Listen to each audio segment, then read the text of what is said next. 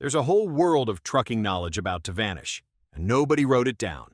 The men who ran American long haul from 1950 to 1980 knew things no app can teach today, like reading a sky for black ice, stretching diesel through a fuel crisis, talking a convoy through danger in CB code. That generation is leaving the road. When they're gone, it's gone. So we put it all in one place. The Forgotten Road Manual, 50 CB codes, diesel tricks, the iconic rigs, all of it for just $17. Scan the QR code on your screen right now and grab your copy before it's gone for good. In 1975, federal length laws in over a dozen states made the Cabover the only truck that was legal to drive long haul. But here's the twist. The 1982 Surface Transportation Assistance Act set a national length limit that killed the Cabover almost overnight. And the conventional truck manufacturers who'd been losing ground to cabover builders were the ones who benefited. A truck built to dodge a state-length law is now banned from every road it was designed for. The engine drivers trusted most made more noise than horsepower, and fleets still lined up for it. One sleeper design put a driver's bed directly over a screaming diesel, and men asked for it by name. Before we get into it, please subscribe and like the video to help us make more videos like this. Now let's count down the 15 rigs every driver wanted in 1975.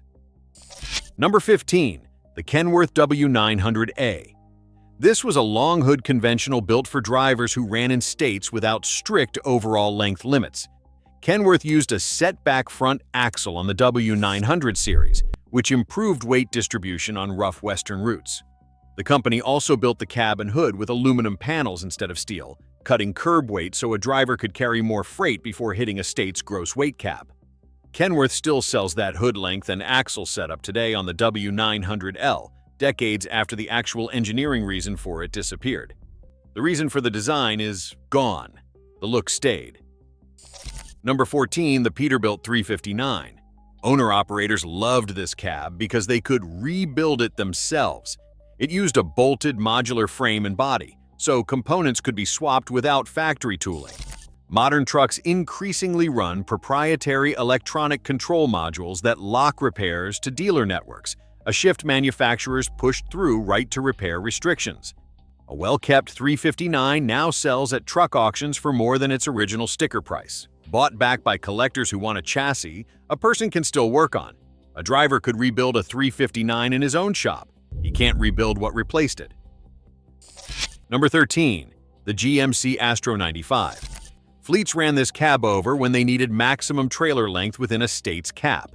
Cabover shortened overall vehicle length by cutting the hood entirely so a rig could pull a longer trailer under a fixed limit. Some fleets paired the Astro 95 with a Detroit diesel two-stroke engine, chosen specifically because it fit the tighter engine bay a cabover design demanded.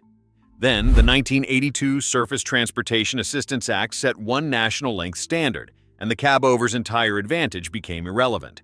General Motors exited the heavy-duty truck business not long after, selling off its truck operations rather than compete in a market it no longer had a length-based edge in. Congress standardized the rule. The truck built to beat it disappeared. Number 12. The International Transtar. Fleets trusted this conventional for straightforward mechanical simplicity. It was commonly spec'd with a Cummins NTC engine. A diesel drivers could field rebuild with basic hand tools. Current diesel engines need proprietary diagnostic software to clear even a minor fault code, a design manufacturers defend as emissions compliance. A roadside fix used to take a wrench. Now it takes a laptop. Here's where it gets stranger. Conventional truck manufacturers and some trucking associations lobbied for a uniform national length standard in the years leading up to the 1982 Surface Transportation Assistance Act. That law effectively ended the cabover's competitive advantage almost as soon as it passed. Number 11. The Freightliner Cabover. West Coast fleets ran these under strict state bridge and length formulas. The cab tilted forward on hydraulic cylinders to expose the engine for roadside repair, a feature that became standard across the entire cabover class. Modern conventionals require engine access through side panels and raised hoods, a slower process fleet maintenance studies cite as increasing average roadside repair time. Tilting the whole cab was faster than what came after it.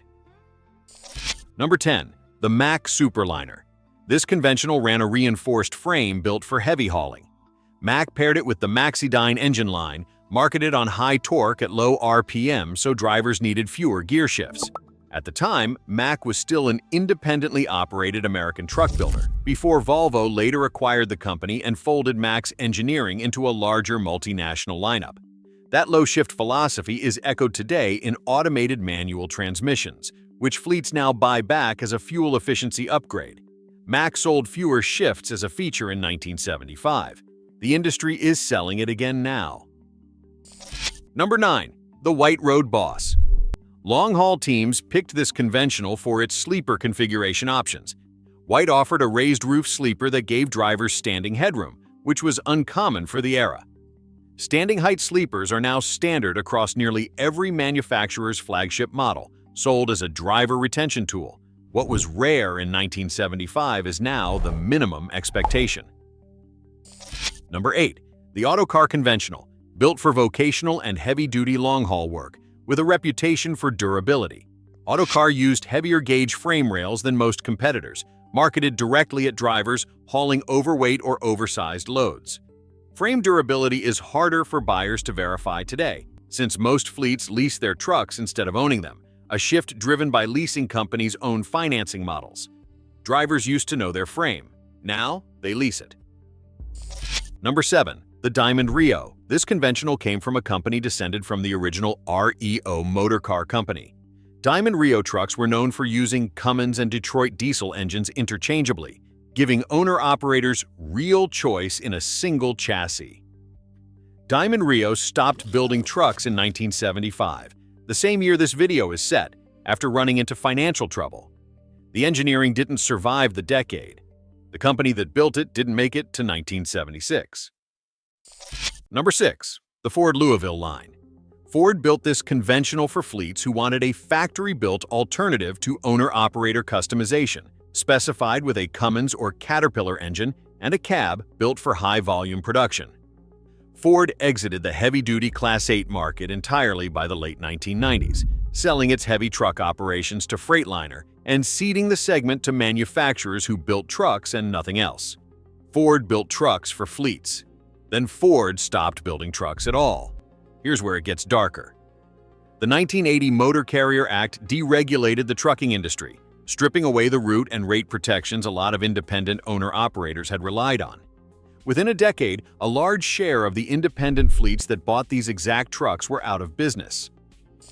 Number 5. The Kenworth K100, a favorite on West Coast and mountain routes with tight length restrictions. The cab tilted forward on a hinge at the front bumper, a design most cabovers of the era shared for engine access.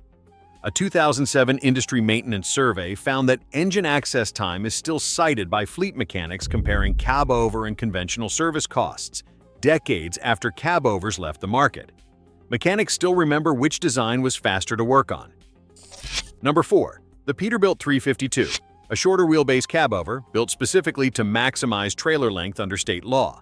It shared cab tooling with Peterbilt's conventional 359, letting the company build both body styles on the same production line.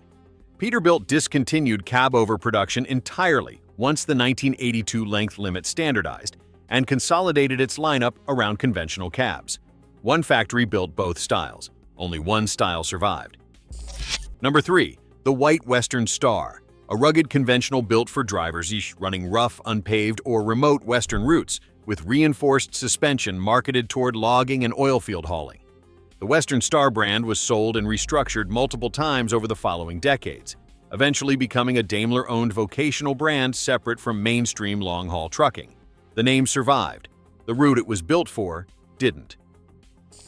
Number 2. The Freightliner FLT. Drivers picked this conventional for its Detroit diesel 8V71 engine option. It was a two-stroke diesel with a distinct exhaust sound, and drivers could often identify the engine by ear before they saw the truck.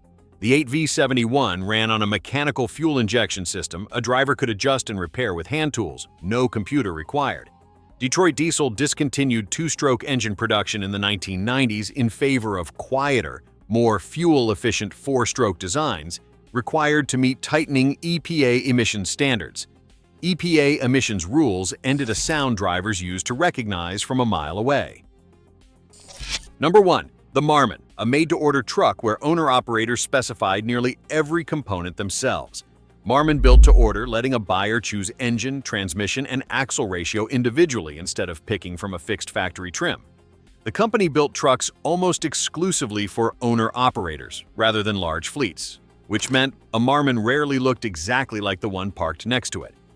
Modern Class 8 trucks are overwhelmingly sold through standardized fleet-spec trims, a shift manufacturers made to prioritize production efficiency over individual customization. A driver used to spec his own truck. Now he picks from a list. Look up what your grandfather's truck actually was, not the brand, the model. Then find out if the company that built it still exists. Name the exact rig you or someone in your family drove in 1975. Model, not just brand. These trucks didn't wear out. The rules changed.